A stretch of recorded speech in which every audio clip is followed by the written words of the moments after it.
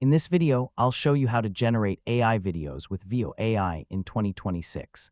First, open the official Google-supported Veo experience and access the video generation feature. Before writing your prompt, decide what type of video you want to create. It could be a cinematic scene, realistic environment, product concept, animation, storytelling sequence, or another creative idea. Now describe the scene in detail. Include the main subject, action, environment, camera perspective, lighting, and visual style. Once your prompt is ready, submit it and wait for Veo to generate the video. After the generation finishes, preview the result. Check whether the AI followed your instructions correctly.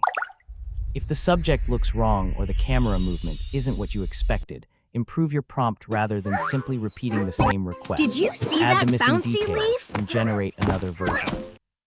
You can experiment with different prompts to discover what works best for your project. When you get a result you like, use the available options in the official interface to save or export your video. And that's how you can generate AI videos with Veo AI in 2026.